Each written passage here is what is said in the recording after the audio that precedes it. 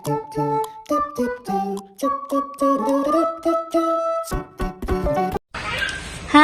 assalamualaikum warahmatullahi wabarakatuh. Halo teman-teman, gimana nih kabarnya? Semoga baik-baik ya. Hari ini adalah hari Sabtu, lagi weekend ya teman-teman. Gimana nih? Apakah hari ini kalian ada acara healing gitu? Nah, seru banget ya kayaknya weekendnya. Pada pulang nggak? Apa gimana? Oke nih teman-teman, di sini aku bakal ngebahas tentang menulis opini dan feature. Pertemuan keberapa ya? Perasaan 9 apa berapa ya? Nah, jadi menulis opini dan feature ini adalah panduan praktis untuk mahasiswa. Buat kalian-kalian mahasiswa boleh nih disimak ya.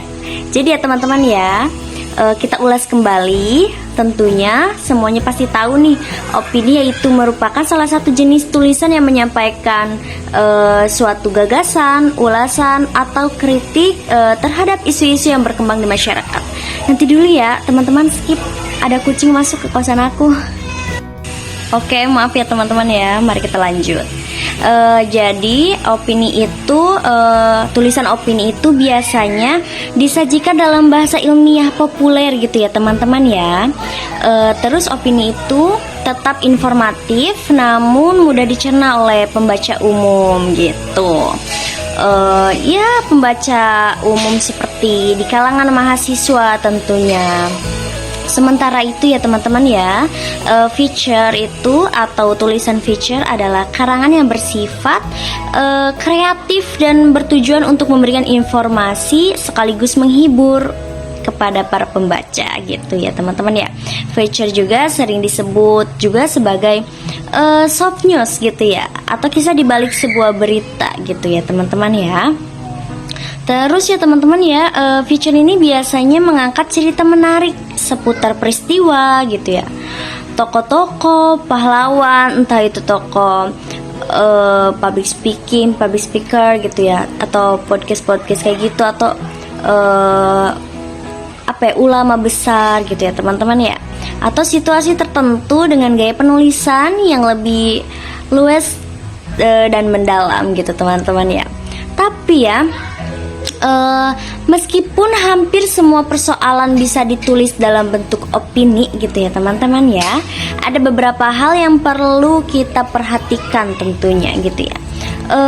Ada beberapa ya, diantaranya yaitu ada opini yang diangkat harus aktual dan menjadi perhatian publik. Tentu pasti kalian semua tahu sih ya.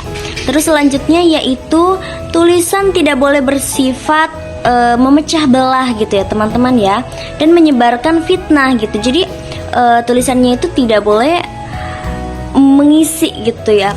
Maksudnya tulisan itu tidak boleh isinya itu memecah belah suatu kubu atau apa gitu ya, sehingga menebarkan fitnah gitu, itu tidak boleh ya teman-teman ya. Makanya itu harus diperhatikan gitu ya. Terus selanjutnya itu opini juga yang ditulis harus mengandung solusi terhadap persoalan yang dibahas gitu ya. Jangan kita membahas suatu argumen atau opini, artikel gitu ya, tapi kita tidak ada solusi gitu atau tujuan manfaatnya gitu ya teman-teman ya. Terus nih ada 3 tahap dalam menulis nih teman-teman. Udah pada tahu belum? Jadi dalam proses penulisan teman-teman ya, terdapat 3 tahap penting. Ada pra penulisan, penulisan, dan pasca penulisan teman-teman ya. Oke, kita langsung bahas aja ya ke pra penulisan. Nanti buat contoh di akhir aku contohin ya kalau misalnya sempat. Nah, yang pertama itu pra penulisan teman-teman ya. Pada tahap ini penulisan perlu menentukan topik utama yang akan dibahas tentunya. Kita mau ngebahas apa nih?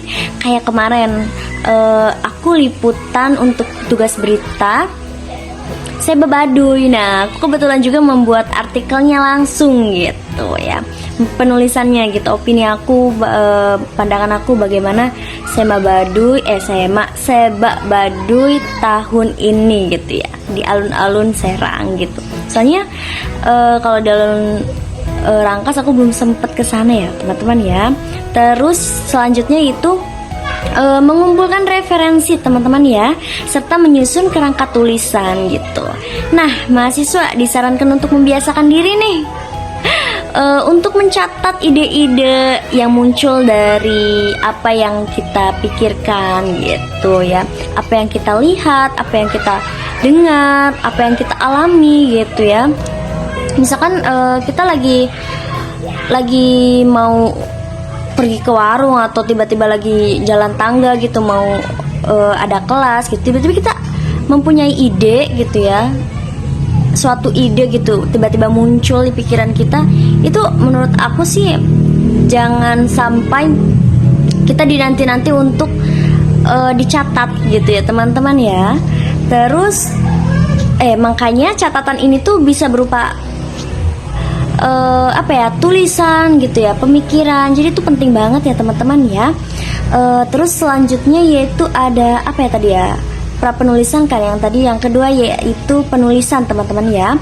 Setelah semua bahan dan gagasan terkumpul, tahap selanjutnya adalah menulis draft tentunya gitu ya. Dalam tahap ini ya teman-teman ya, penggunaan bahasa Indonesia yang benar itu sangat diperlukan gitu, harus sesuai dengan KBBI gitu ya. Terus lebih baik menggunakan kalimat pendek ya teman-teman ya, dengan struktur yang yang jelas gitu ya, dan perhatikan unsur kebahasaan seperti subjek, predikat gitu, pemilihan kata, gaya bahasa gitu, penataan paragrafnya gitu, terus tanda bacanya juga gitu ya teman-teman ya. Terus selanjutnya itu pasca penulisan gitu. Setelah draft selesai, kita susun gitu ya teman-teman ya.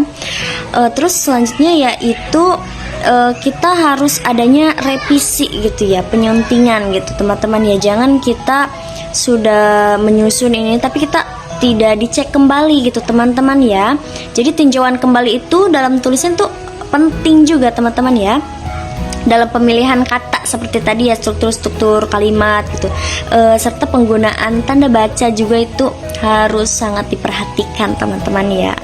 Soalnya kalau misalkan ada satu kalimat tanpa tanda baca, para pembaca bisa saja salah paham gitu ya teman-teman ya. Ya tentu tujuannya yaitu agar tulisan menjadi lebih baik dan rapih gitu ya, dan layak untuk diterbitkan lah, entah itu kayak tugas kita di sosmed gitu, Instagram gitu ya, diterbitkannya ya, entah itu di apa gitu ya. Terus nih teman-teman, ada juga tips praktis menulis untuk mahasiswa, kalangan mahasiswa nih, apalagi yang masih maba ya. Jadi yang pertama yaitu mencari informasi menarik dari pengamatan langsung.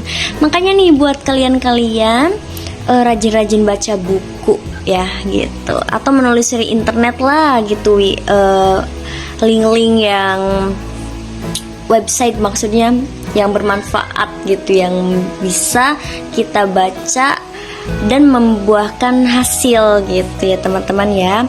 Terus yang kedua yaitu catatan hal-hal yang inspirasi gitu ya. Aku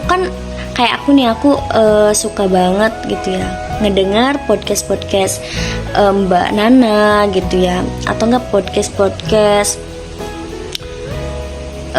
Habib Ja'far gitu ya. Kalian harus rajin-rajin mencatat gitu ya. Kalau bisa catatannya itu jangan catatan di HP gitu, catatan ya tulislah walaupun sedikit, kita mencatat hal-hal yang penting gitu ya. Karena menulis itu bisa menjadi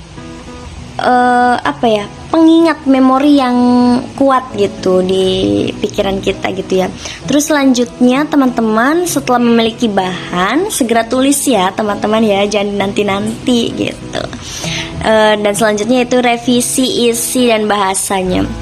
Tadi tentu setelah kita menyusun, kita harus wajib revisi lagi gitu ya. Entah kita merevisi diri sendiri, maksudnya direvisi oleh kita atau sama yang ahlinya gitu ya.